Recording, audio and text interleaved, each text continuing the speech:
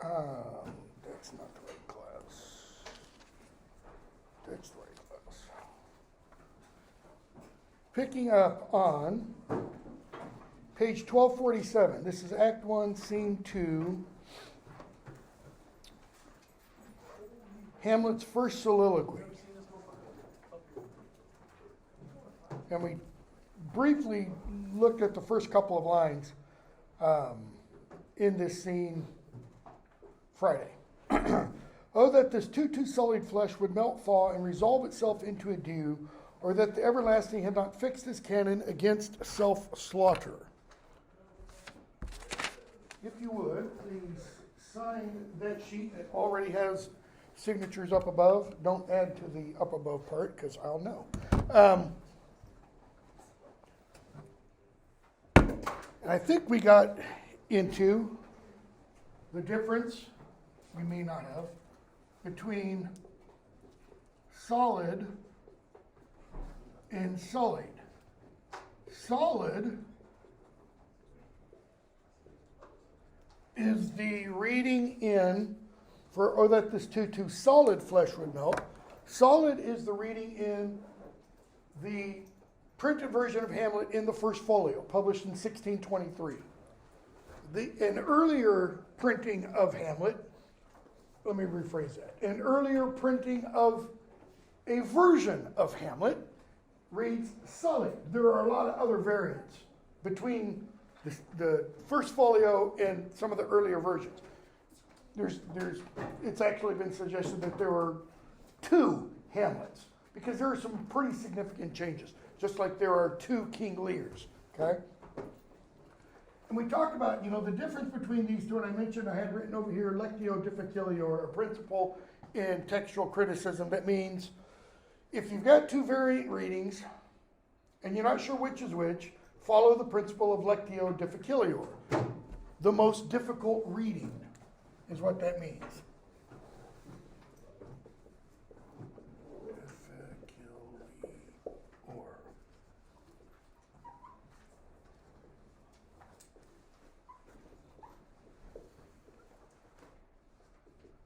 Because the most difficult reading is more than likely going to be the author's reading. If somebody has a manuscript, handwritten version, and they're reading along and they come across the word that they can't quite make out, their mind is going to latch on the simplest reading. It's the principle behind Occam's razor. Occam was a 12th, 13th century Scottish philosopher who came up with the idea that the easiest solution is usually the most right solution to a problem, okay? Well, not necessarily the case in the principle of textual criticism. So, if someone who is reading along and they read something that has a S, a vowel, an L, a vowel or two vowels, and a D, it could be solid or sullied.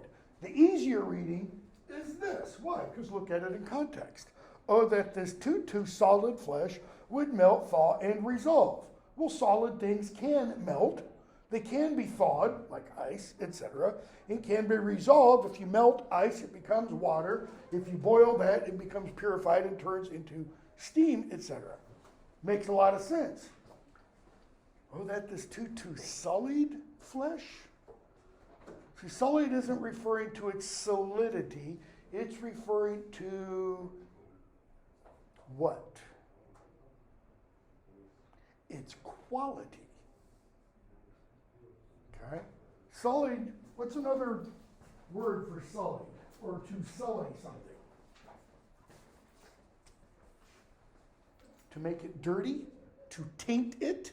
To impurify it? I know she's going to read that. Too loud out there. Oh, that this too dirtied flesh. Oh, that this too tainted flesh. Oh, that this too sinful flesh would melt, thaw, and resolve itself into a dew. And I don't remember if I got far enough in to talk about what's the process he's talking about. It's a chemical process. You take water, you take impure water out of any tap, especially in Rutherford County. Rutherford County is notoriously known for its hard water. It's got a lot of calcium in it, all right? Boil that water, put a glass tube on it that comes out and empties into a glass. And what you're going to get in that glass is purified or distilled water. That water is what? The first word I used, purified. There are no imperfections. There is no calcium. There are no minerals left in that water. He's using the same image for the body. That the body would melt, thaw, and resolve itself, notice, into a dew. He's talking about this kind of body being transformed into what? One, a purified body, but also much smaller. Like a drop of dew. That would imply this has got a lot of imperfections in it, right? If it gets melted, thawed, and resolved into dew, and all that's left is a drop, then there's a lot of rotten corruption here. Or, so the first one's kind of like, make a wish. Not going to happen. Or, that the everlasting had not fixed his canon against self-slaughter. Self-slaughter. Nice English word for suicide, Latin word. This is Act 1, Scene 2. What are we being told Hamlet is thinking about? Suicide. This is before he hears about the ghost. This is before he talks to the ghost. He's thinking about suicide. Oh God, God, how weary, stale, flat, and unprofitable seem to me all the uses of this world. What's he saying about this world? Have you ever seen a bumper sticker, Life's a Beach? It's fun. It's great. Think about going to the beach. You go to the beach, you go in the water, you come out, just about every time I've been to the beach, my wife and I, one of us gets stung by a jellyfish. There's another bumper sticker. Life's a bitch. Hamlet's in the latter category. Notice how weary, stale, flat, unprofitable. Life sucks, man. For Hamlet. Okay? Fight on it. We have almost the same phrase today. We just don't say fight. We say F something else it. 'Tis an unweeded garden. Notice, it is a garden. A garden is meant to be what? Beautiful. But if you don't weed the garden, what happens to the flowers that are growing in the garden? How do they die? Because it suffocates them. They get overgrown by the weeds, by the rot, by the sullied flesh that grows to seed. Things rank and gross in nature possess it merely. Okay, now, when is this speech happening? Right after his talk with his stepfather / father and dear old mom. Things rank and gross in nature possess it merely. He is alluding to his stepfather. Okay? That it should come to this, but 2 months dead. Nay, not so much. Not 2. So how long has Hamlet's father been dead? Sometime between 1 to 2 months. Later on, we're going to be told that it may be twice 2 months. Somewhere between not a month and 4 months. It's like they can't make up their minds. Nay, not so much, not 2. So excellent a king. Who's he thinking of?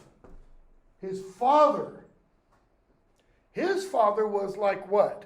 Hyperion, the sun god, to a satyr. What's a satyr? Remember what I had several weeks ago written over here, the great chain of being?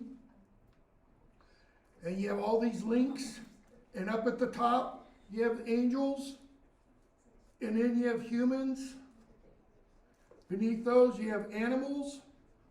Okay? So where's Hyperion, the sun god? Way up here. Where's the satyr? Not here. A mix between humanity and an animal. How do you get satyrs? Human top, goat bottom. Human top, goat bottom. How do you get them is one. A human has sex with a goat. Or a goat has sex with a human. One of the two. Okay?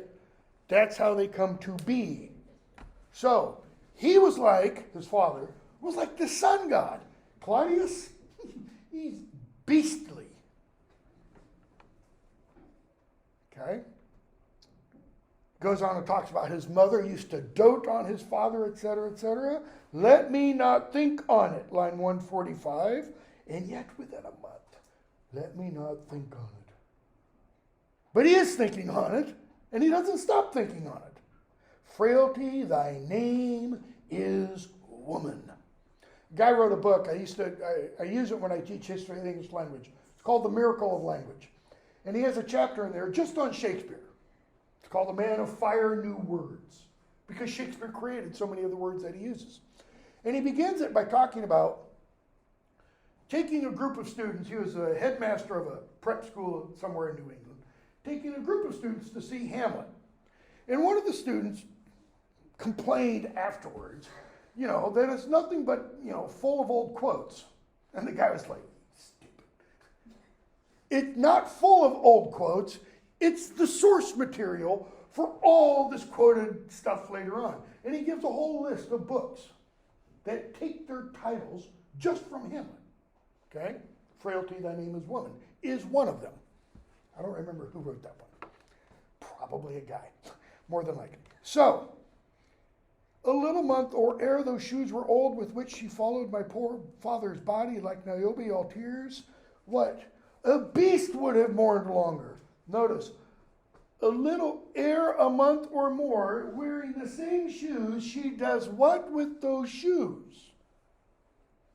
She married, line 156, O most wicked speed, to post with such dexterity, I'm afraid to look at the gloss, facility. Okay, but white it out. Facility has a lot of different meanings. What's meant by dexterity? Speed, ease. She's like a gymnast. I mean, she gets in that bed, really fast. To incestuous sheets. Hamlet's thinking, Mom's having incest with my uncle. Ew. It is not, nor it cannot come to good. Notice, it is not, or it won't, cannot come to good. What are we being told here about Hamlet? Okay, bear in mind, it's a soliloquy, right? So he's bearing his soul to the audience. This is what he really thinks. He's really moral. Louder? He's really moral. He's very moral. What else? Well, do you have to be very moral to not want your mom sleeping with your uncle? Well, that's I mean, you can be mildly moral and think that. But I tend to agree. What else? What about his morality and what he sees going on? There's a problem, right? Something is wrong here. It is not, it cannot, what? Come to good.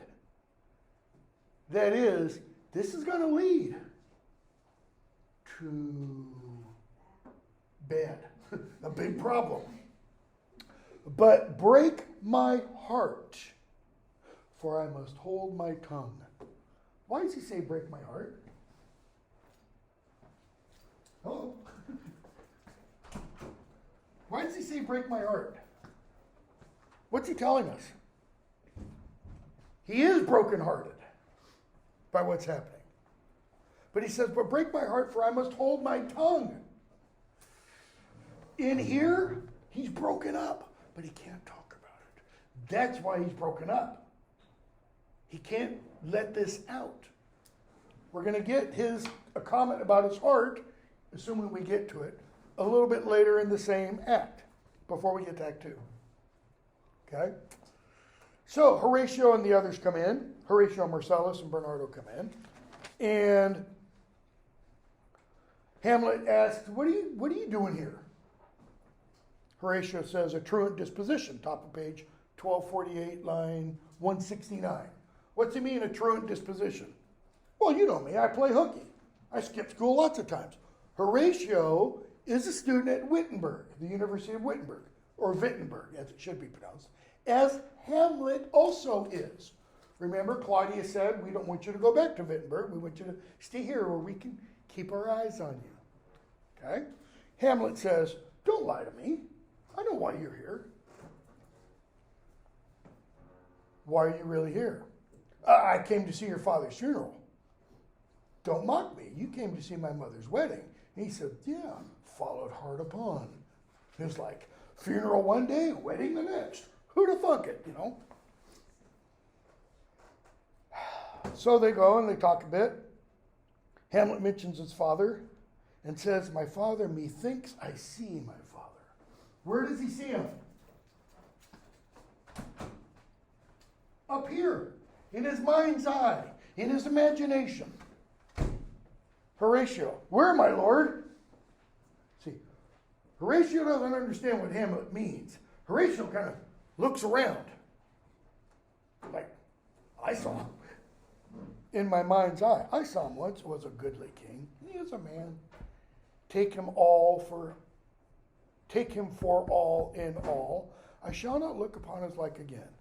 Was a man. Take him for all in all. That is, take him all as he was. What's Hamlet saying? Good and bad. Exactly. He wasn't without spots. He wasn't pure. He wasn't unsullied. But he says, taking him in all, good and bad, I shall not look upon his like again. And he means that in two means, right? Two ways. One, he's dead. I'm not going to see him again. But I think he also means, he was better than most of us. We won't see, like people today say, where are the founders today? Where are the Washingtons? Where are the Jeffersons, the Adamses, the Franklins? Okay? We don't see them, so to speak. I saw him last night. Saw who? Your father? The king, my father. Calm down. Season your admiration means down, boy. And I think that's possibly a stage direction. Hamlet, when he says, saw who? The king, my father, his eyes probably go all buggy. And he's kind of, acting a little strange. So, Horatio relates the story. You're keeping watch tonight? We are. I'm keeping it with you. Okay? You haven't told anybody else? Nope, don't. So they talk about how he appeared, dressed in arms, beard was grizzled, the whole 9 yards. Okay? Hamlet, top of page 1250. If it assume my noble father's person, that is, if it takes the shape of my father. All right? If it takes his persona, his appearance. Again, appearance versus reality. I'll speak to it. Though hell itself should gape and bid me hold my peace. Hell should open up in front of me. He goes, I'm going to talk to it. They say, okay. They all leave, but Hamlet, he gets another soliloquy. Little short one. My father's spirit in arms, all is not well. Doesn't mean arms. Armed to the teeth. I doubt, meaning I expect some foul play. He didn't die of natural causes. Would the night were come. Hamlet wants the night to come quickly. Till then, sit still, my soul. What did he say at the end of his previous soliloquy, but break my heart. Sit still, my soul, foul deeds will rise. A notion that comes from Chaucer. Murder will out, we're told in one of Chaucer's Canterbury Tales. Though all the earth overwhelm them to men's eyes. Okay? Foul deeds will rise. That is, if you just let the murderers, etc., go about their business, eventually they're going to betray themselves. Okay? Scene 3. Laertes and Ophelia come in. Laertes and Ophelia are the children of Polonius, the advisor to the king. What do Laertes and Ophelia talk about? Ophelia's relationship with Hamlet. Okay?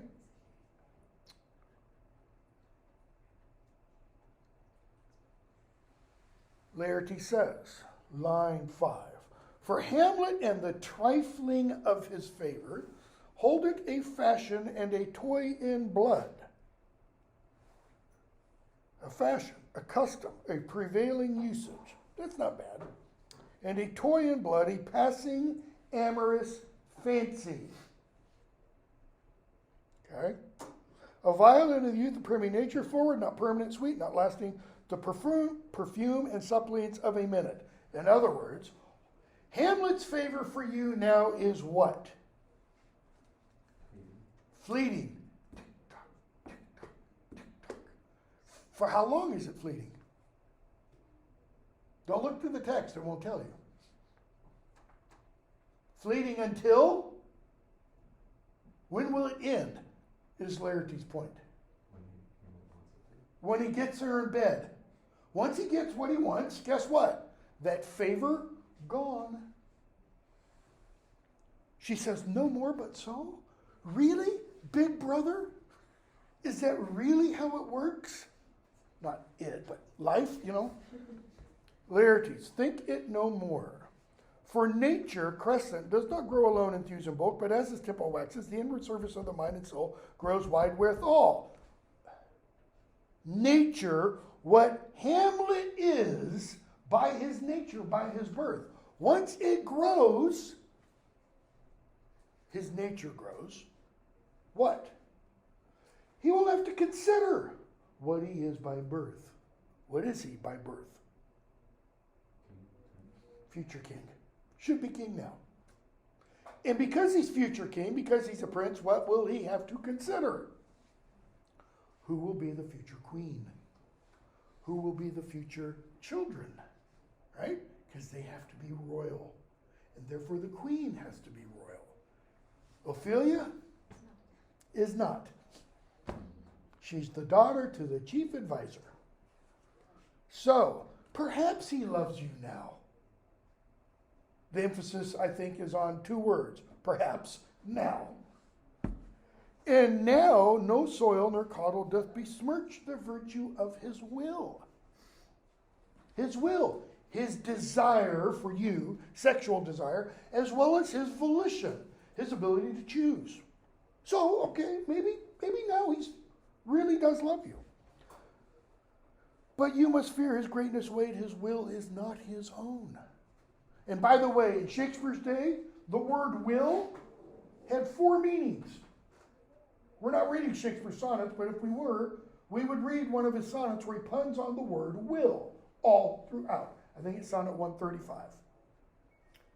Will can mean volition, number 1. Can mean desire. Can mean sexual desire. It can also mean sexual organ or organs. So, will can mean prick, in other words, or other terms if you want. And in that one sonnet, he just puns on it, as well as Will Shakespeare, William, and he puns on his name. Sometimes it's capitalized in the sonnet, etc. So, his will, fill in the blank, isn't his own, to do with as he pleases. Okay? So he goes on and says, don't trust Hamlet. He wants one thing. This is from Laertes' perspective. to get in your bed. And so he tells her at the end, be wary then, best safety lies in fear. Youth to itself rebels, though none else near. That is, if you're alone with Hamlet, you're young, your blood is hot, so to speak, you will give yourself up. So, safety best lies in fear. Fear of what? In this day, or in the day within the time that the play is set, fear of losing her virginity. She loses her virginity. She loses her quote-unquote worth in terms of marriageability. And she says, okay, I will learn the effect of this good lesson. But don't be a hypocrite. What? She says, apply the same lesson to yourself, dear brother. Do not, as some ungracious pastors do, show me the steep and thorny way to heaven, the hard way to paradise, whiles like a puffed and reckless libertine himself the primrose path of dalliance leads. Dalliance means loose sexuality, playing around, playing the field. Laertes, oh no, not me. After all, I'm off in Paris studying. As I used to joke with my sons, not as much with my daughters. So, do you want to study abroad? Yeah, get the pun? So, Polonius shows up. And it's probably going to get flagged, by the way, on YouTube. One of the lectures for this class and for my previous one, back in January, where we were reading Faulkner's Barn Burning, which has, I'll say, N-word in it. They've suspended those for monetization, probably because of the use of that one word. I wrote them nasty emails last night, 2 of them. I knew this, and I've been going back and forth with them. Idiots. Anyways, Polonius comes in, okay,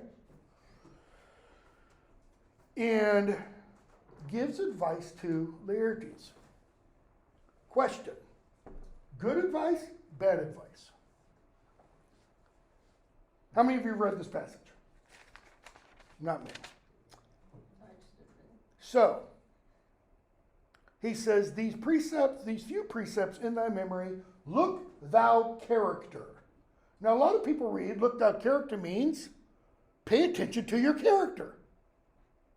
How people perceive you. It's not what it means at all. Look thou character means inscribe it, write it, characterize it in your mind, in your memory. So, I'm giving you some wise maxims. Memorize these, son. Here's the first one. Give thy thoughts no tongue, nor any unproportioned thought his act. A couple of you came in late. I think make sure you put your name on that. So, give thy thoughts no tongue, nor any unproportioned thought his act. What does that mean? Give thy thoughts no tongue. Don't speak out. Think before you speak. Don't just blurt it out. Okay? Nor any unproportioned thought his act. So, what does that part mean? Yeah, that's the right one. Right? Yeah, this is the down at the bottom. Don't act on something you haven't thought about. Bingo! Think all about the ramifications of your thoughts before you put them into action. Don't be like someone and immediately, get on Twitter or BuzzFeed or whatever and, send something out. Not BuzzFeed, but, it kind of works. Kind of what BuzzFeed does too. Be thou familiar, but by no means vulgar. How many of you have thrown a party and it's from this time to this time? And this time comes and there's still 1 or 2 people, they just won't leave. They're like something you get on the bottom of your shoe that you can't get rid of. It's like, and they won't. That's being vulgar. Being familiar means be seen, be known, but don't be overly seen and known. I used an example in my first class, just to show I take pot shots at all political parties, and I'm not going to name any names. There have been politicians over the last 20 years who, once they're out of office, won't go away. They have to be in the news. And people are like, both left and right, are like, would you just go away? Just slink off to your hole or back under a rock and just leave us alone. We don't want to hear from you anymore. You no longer have any power or authority. That's what Hamlet's getting at. Excuse me, what Polonius is getting at. What's Polonius' job? Chief advisor to the king. So, what was his first bit of advice? Give thy thoughts no tongue. Anyways, those friends thou hast and their adoption tried, grapple them to thy soul with hoops of steel. What does that mean, and their adoption tried? How do you know when a friend is really a friend? What does that person do?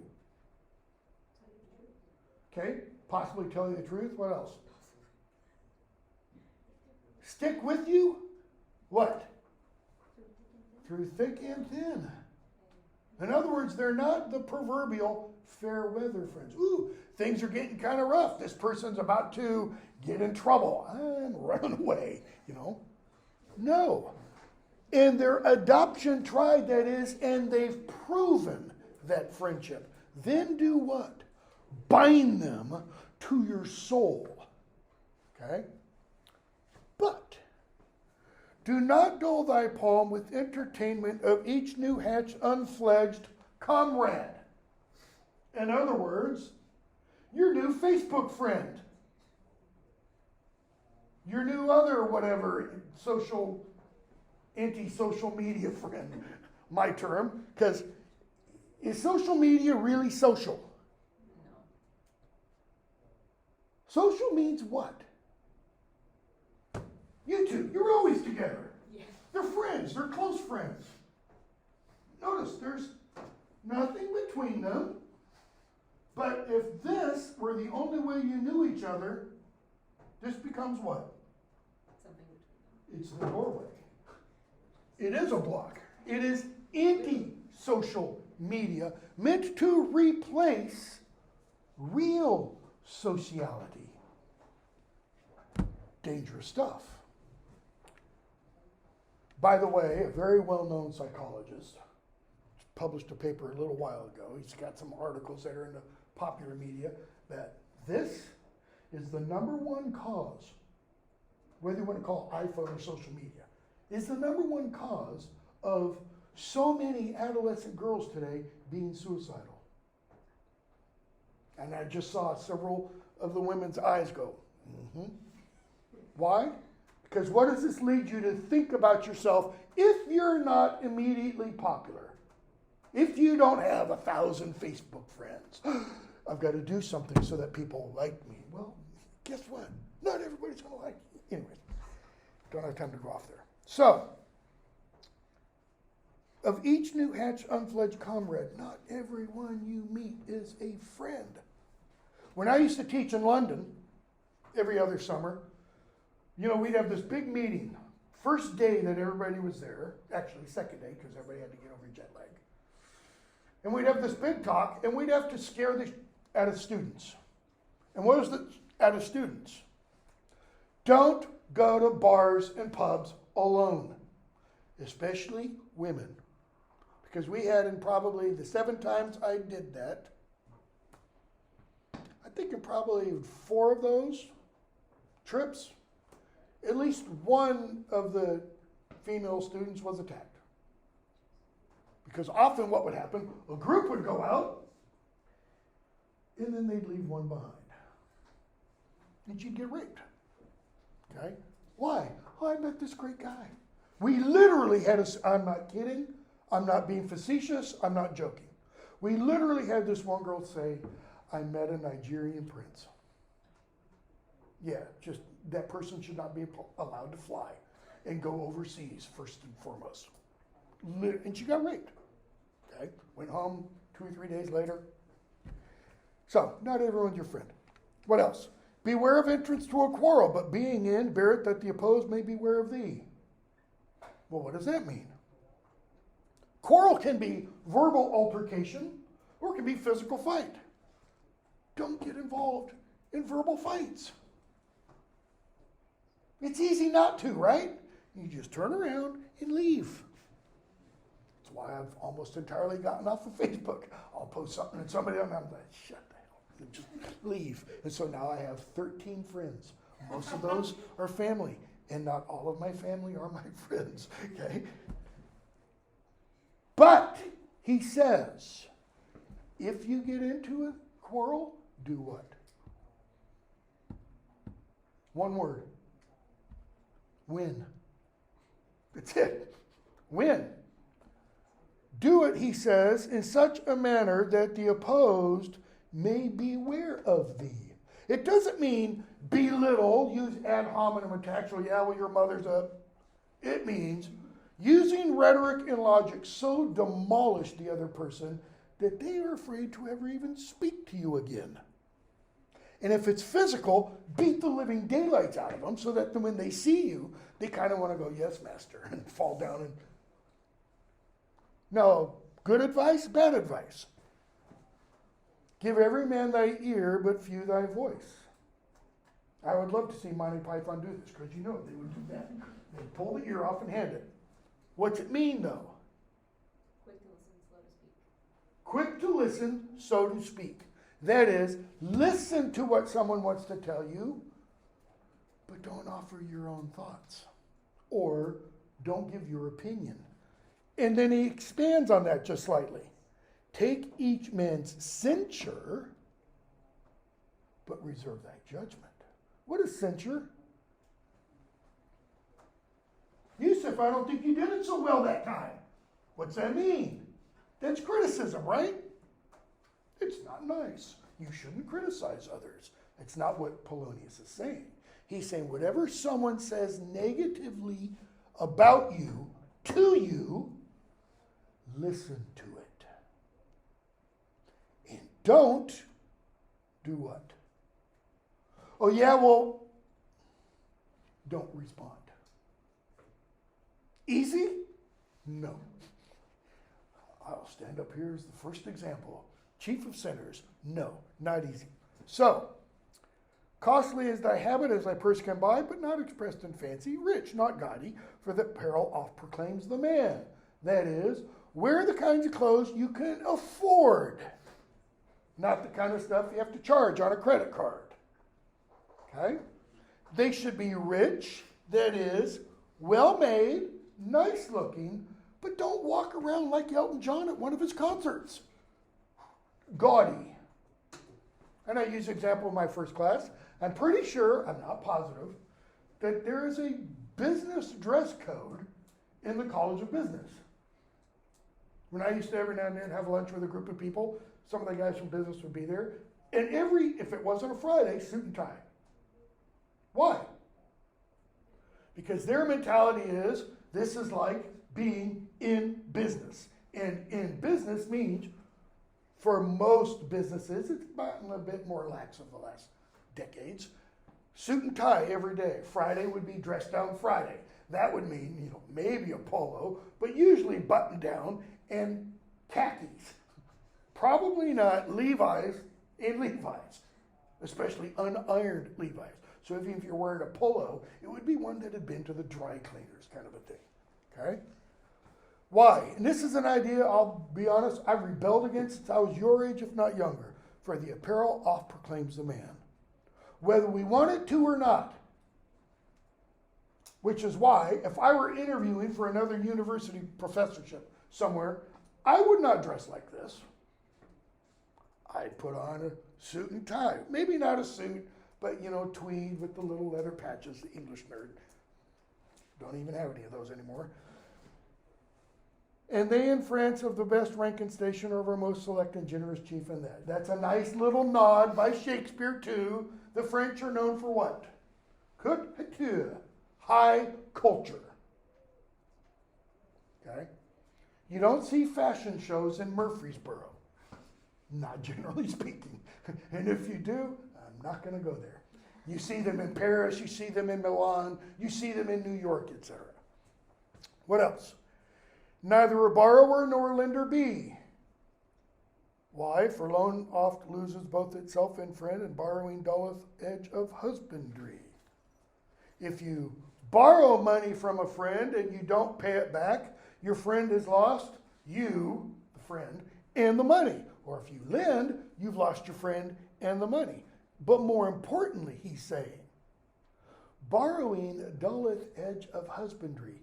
And your gloss here for husbandry is stupid. Thrift. That's not what's meant there.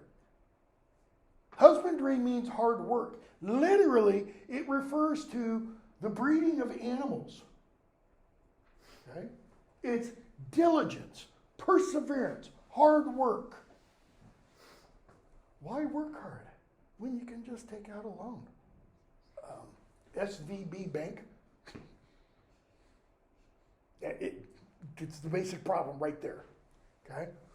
This above all, that is above everything else I've just said, Polonius says, to thine own self be true, and it must follow as night to day, thou canst not then be false to any man. So, good advice, bad advice. No opinions. I'm saying, yeah, this is pretty good advice. I kind of think if everyone were taught this, like beginning first grade through high school, the world would be a much better place. But this advice is often ridiculed. And that's usually because of one thing: the person giving the advice. Why so? What did Ophelia tell her brother after he gave his advice? Don't be a hypocrite. Hypocrite, thy name is Polonius. He doesn't follow his own advice. He might need the clothing. We're not told how he dresses, but not giving his words freely to others. We're going to see when we get to Acts 2 and 3, it's like something pops into his mind. It's out there. Okay? So, Laertes leaves. Polonius, what were you and Laertes talking about? And she says, something touching the Lord Hamlet. And Polonius says, I've heard that he hath very oft of late given private time to you, and you yourself have of your audience been most free and bounteous. That is, Hamlet spent a lot of time with you, and you spent a lot of time with Hamlet. In that way of caution, I must tell you, you do not understand yourself so clearly, as it behooves my daughter and your honor. Her honor, her virginity. This is another indication, I think, of why Hamlet shouldn't be doing the horizontal dance with Ophelia. Kenneth Branagh's version of the play, done in film, about 4 hours long, because it doesn't skip anything, I don't believe, has a scene or two, and it might be a dream vision, I can't remember, of Hamlet and Ophelia having sex. It's pretty clear from the play they don't or haven't. Okay? And she says, he hath, my lord, of late made many tenders of his affection to me. Tenders. Offers. Okay? He's made many offers of his affection. What does that mean? Come on, Ophelia, here's $20. Have sex with me. Not that kind of offer. What are his offers? What are his tenders? How, I don't know when it started changing, etc. Maybe it's just because I'm old-fashioned. How did men used to court/woo women. Flowers, the big gimme. Why is Valentine's Day the number one day for red roses to be sold? Literally, 2 weeks before Valentine's, you can buy a dozen red roses for about $10. The day before Valentine's, it goes up to $20 or $30. 2 days after Valentine's, they're back to $10. Okay? It's like, Easter candy. Don't buy it before. Wait till the day after Easter. It's one nice thing about being Orthodox. Our Easter very seldom falls with Western Easter, so we get all the Easter candy at a discount. Flowers, cards, notes, letters, within Shakespeare's plays, songs, poems, etc. Dates, not the kind you eat, but the kind you go on. And he says, affection. You speak like a green girl. What does that mean? Young, untaught. How old is Ophelia? We never are told. We're never told how old Laertes is. We will be told in Act 5 how old Hamlet is.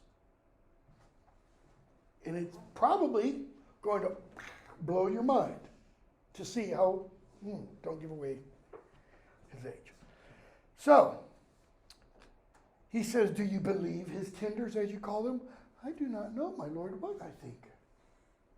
That line and a few others in the play have led to an awful lot of criticism, meaning scholarly articles about Ophelia as being an airhead, as being a blank slate to be written upon by the male patriarchal characters in the play. And one critic has actually even said the fact that her name begins with O means she's a great big O, a zero, a nothing. The word nothing is going to be punned on later. So, Polonius says, I'll teach you. His tenders are not sterling. Sterling means real. Like sterling silver. It's like, when the United States used to be on the gold standard, every dollar bill was worth literally a certain amount of gold. It isn't anymore. He's saying his tenders, honey, daughter, dearest, they ain't worth squat. What are they? He calls them springs to catch woodcocks. Bird traps. Anybody know a slang word for young girl, woman in British English? And it was the same slang in Shakespeare's day. A girl. A bird. So that old phrase, two birds in the hands with one in the bush, there's all kinds of innuendo there. All right? He's saying these are tricks and traps Hamlet is using to catch you. What's his real point? He just wants to have sex, honey. That's it. And once he has sex with you, you will be discarded. Another one of Shakespeare's sonnets. 131. An expense of spirit and a waste of shame is lust in action. An expense of spirit because it was thought every time a male or female orgasmed, they died a little bit. So, an expense of spirit in a waste, it's spelled W-A-S-T-E, but the pun is on waste of shame, like a hooker's, is lust in action. And once achieved, looked upon badly. In other words, all guys want is to have sex. But once they have the sex, have you ever seen the film Hitch?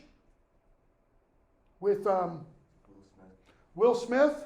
And there's that guy in there who's the bond trader or something. And he keeps having sex with various women. And he has that one line about all this for a lousy lay. In other words, he works and works and works to get the one girl in bed. He gets her in bed. And it wasn't any good. Okay? That's what Shakespeare's saying in that one sonnet. That's essentially what Polonius is getting at here. Okay? Notice this speech comes when? After his advice to Laertes, did Ophelia say, Dad, Hamlet and I are seeing each other a lot, and I really need some advice. Didn't ask for it. Believe me, if I tried this on one of my daughters, smack, smack, smack, I'd be on the smacking receiving end. Okay?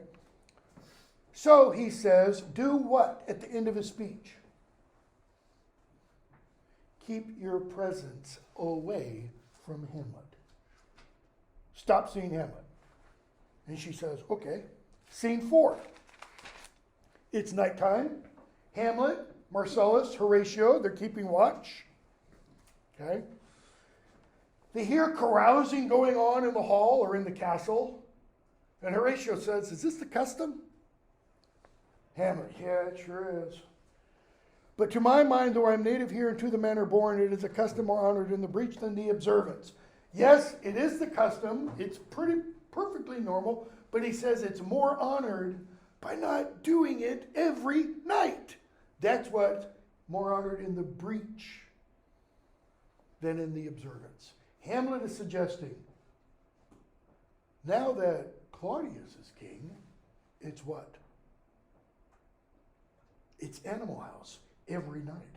It's party time every night. Okay? So, the ghost comes in. Hamlet. Angels and ministers of grace, page 1255, defend us. God help me, or us. But then he expands. Be thou a spirit of health, like an angel, or goblin damned. Bring with thee airs from heaven.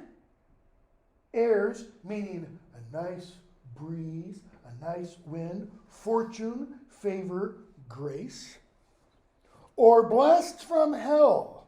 Be thy intents wicked, because he last mentioned hell, or charitable from heaven. Thou comest in such a questionable shape that I will speak to thee. In other words, come hell or high water, I'm going to talk to you. I'll call you Hamlet, king, father, royal Dane. Answer me. And he goes on and talks about, why are you here? Look at what he says. Why thy canonized bones, hearsed in death, have burst their cerements. Why the sepulchre? Canonized. They, his body, received a proper Christian burial. And in a quote-unquote proper Christian burial, when that body is buried, in some ceremonies, Eastern Orthodox Church, I think the Catholic Church did this in the Middle Ages, just before that coffin is lowered, a priest bangs on it with a cross and says, may this body rest till the day of judgment. That is, no coming up, no haunting people, you stay put now. That's what he's getting at. And the ghost goes. Hamlet says, I'll follow it. Horatio says, don't. It might try to tempt you. Why? It might be a demon. It might not be your father's ghost. Hamlet, I don't care. So he goes off. Scene 5. Hamlet says, where are you leading me? Stop. I'm not going. Mark me. That is, pay attention. I will.